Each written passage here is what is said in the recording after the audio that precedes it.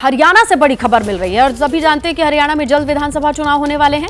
ऐसे में कांग्रेस पार्टी को उम्मीद है कि इस बार हरियाणा में पार्टी की सरकार बनेगी। लेकिन इससे पहले कांग्रेस में झगड़ा खुल करके सामने आ गया है।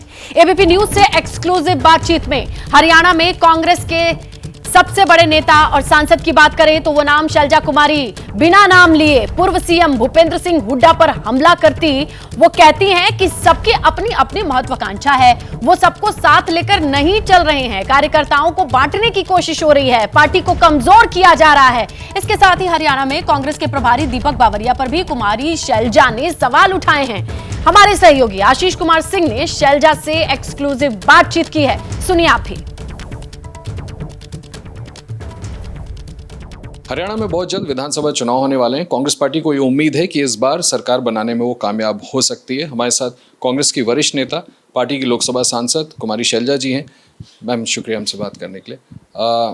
मैम, जिस तरह से हरियाणा में चुनाव की कैंपेन्स हम देख रहे हैं, आप भी लगातार लोगों के बीच जा रही हैं, आपको क्या उम्मीद है कि क्या हरियाणा में इस बार कांग्रेस सरकार बनाने में कामयाब हो पाएगी? मुझे पूरा विश्वास है कि हरियाणा में अब भाजपा के दिन लद गए हैं और कांग्रेस की सरकार बनेगी, पूरा विश्वास है। मैम, जैसे मैंने कहा कि आप कई जगह कैंपेन करने जा रही हैं, हरियाणा में कांग्रेस बड़ी डिवाइडेड भी नज़र आ रही है। एक तरफ दीपेंद्र हुड्डा यात्रा निकाल रहे हैं, एक तरफ आप निकाल रही हैं, और ऑपोजिशन को ये मौका मिल रहा है बोलने का कि जब पार्टी एक इकट्ठा ही नहीं है तो हमें चुनौती क्या दी? कोई पैरेलल तो इसमें है नहीं। हमने तो पहले भी किया, यात्रा पहले भी निकाल ली थी हमने जनवरी में, जब राहुल जी की भारत जोड़ो यात्रा थी, वो हमने संदेश यात्रा निकाली पूरे हरियाणा में। और मुझे इस चीज़ का भी विश्वास है कि थोड़ा बहुत योगदान हमारा रहा हरियाणा में कांग्रेस पार्टी के लिए काम करने से।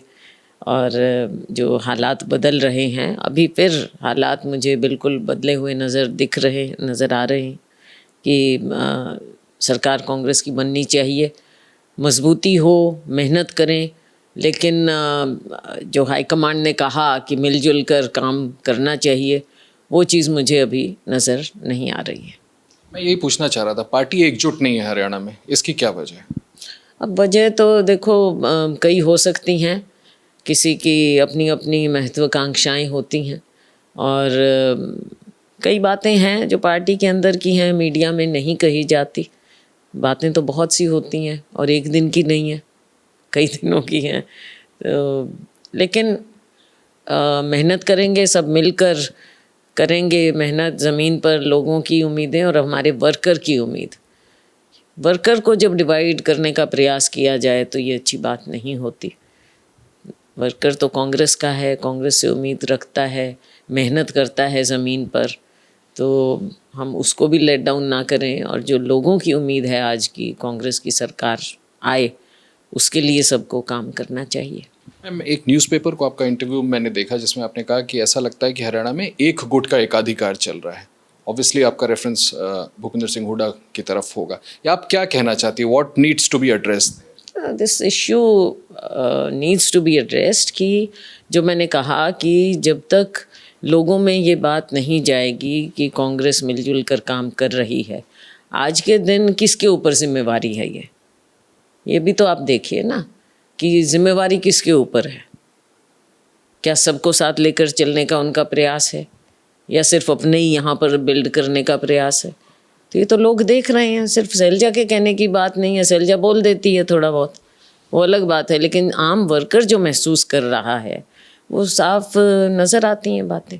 मैम, आपको लगता है ऐसे में डिजायर्ड रिजल्ट आएंगे? जैसा आप कह रही हैं कि आपको उम्मीद है, अगर एक साथ इकट्ठा कार्यकर्ताओं को नहीं रखा जा रहा है तो ऐसे में फिर नतीजे वैसे कैसे आएंगे? जैसे आप देखो, लोग तो चाहते हैं, लेकिन पार्टी को क्यों कमज़ोर किया जा रहा है, बात ये है। पार्टी में ऑर्गेनाइजेशन नहीं है, वो एक सच्चाई है। लेकिन उसके बावजूद अगर वर्कर को हम, ऑर्गेनाइजेशन की अलग बात छोड़ दीजिए, लेकिन वर्कर को भी अगर डिवाइड करेंगे तो ये इंसाफ नहीं है, वर्कर के साथ भी इंसाफ नहीं है।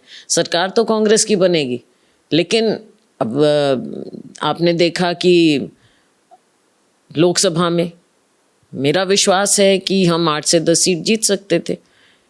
लेकिन जो भी बात रही, अब बार बार वो बात हर बार मीडिया के सामने रिपीट करने की बात मैंने बोल चुकी हूँ मैं पहले।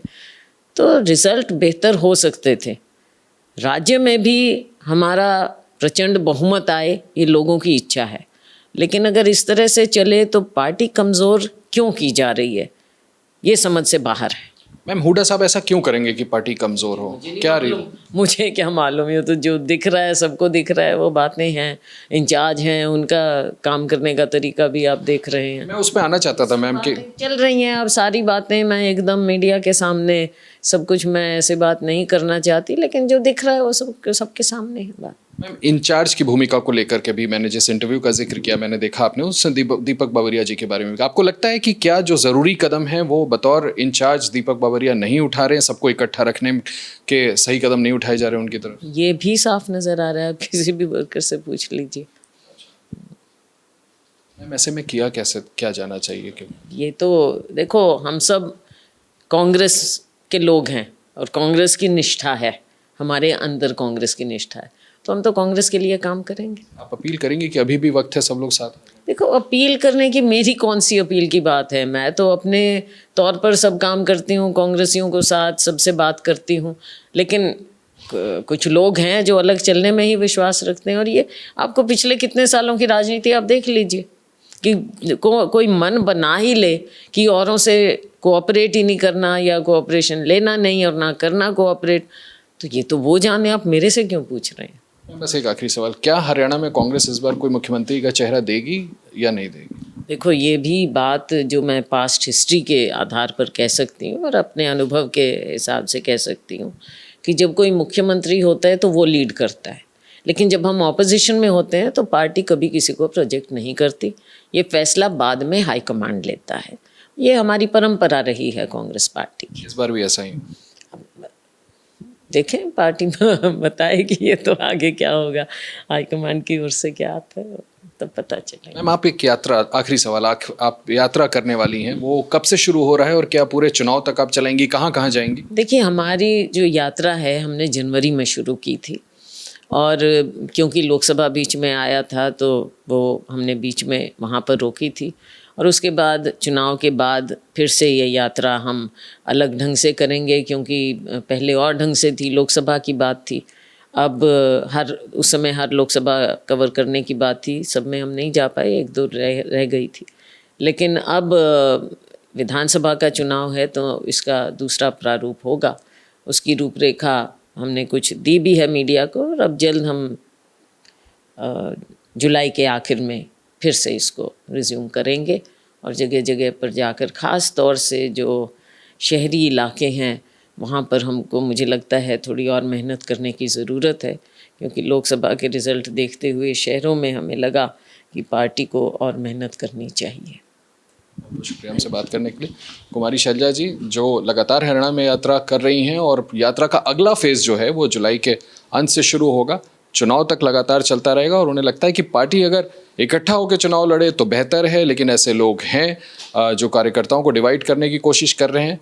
ऐसा ना हो, यूनाइटेड लड़े तो इस बार कांग्रेस हरियाणा में सरकार बनाने में कामयाब हो सकती है। तो चलिए हम सीधा रुख करते हैं हमारे सहयोगी आशीष का, जिन्होंने शैलजा से बात की है। कुमारी शैलजा ने बहुत खुल करके तो नहीं, लेकिन एकदम बहुत छुप करके भी नहीं कहा है आशीष। उन्होंने नाम लिए बगैर वो सारी बातें कह दी जो पब्लिक डोमेन में लोग बात कर रहे हैं, चाहे हुड्डा का ग्रुप हो या एसआर के कहा जाता है, जिसमें शैलजा आती है, रणदीप आती हैं, किरण आती हैं। ऐसे में ये झगड़ा क्या है, क्यों हो रहा है, और अब इसके सरफेस पे आने की वजह क्या है? देखिए, झगड़ा तो स्नेहलता वर्चस्व का है। लंबे समय से हरियाणा की राजनीति आप भी देख रही हैं। दो गुट है, आपने बिल्कुल सही एक्सप्लेन किया। रणदीप सिंह सुरजेवाला, कुमारी शैलजा और किरण चौधरी, जो कि अब भारतीय जनता पार्टी में जा चुकी हैं। देखिए, यही आरोप है काफी समय से। कुमारी शैलजा की मैं बात करूं तो कि भूपेंद्र सिंह हुड्डा सबको साथ में लेकर के नहीं चल रहे हैं। उन्होंने दबे जबान में इस बात को पहले कहा है, लेकिन पहली बार एबीपी न्यूज पर खुल करके उन्होंने अपनी बात कही है। हालांकि मुझे लगता है कि इससे ज्यादा वो खुल सकती थी, लेकिन इशारों में उन्होंने अपनी बात कही कि कहीं ना कहीं कांग्रेस हरियाणा में डिवाइडेड है। आप देखिए, पूरे इंटरव्यू में वो ये बात भी कहती हैं कि संगठन हमारा नहीं है, कार्यकर्ताओं को डिवाइड करने की कोशिश की गई है। तो मुझे लगता है ये एक बड़ा काफी पीछे से, काफी पुराना ये विवाद है, टकराव है भूपेंद्र सिंह हुड्डा और कुमारी शैलजा का, जिसको ब्रिज करने में, जिस खाई को पाटने में गांधी परिवार हो चाहे कांग्रेस अध्यक्ष हो, अभी तक कामयाब नहीं रहे हैं।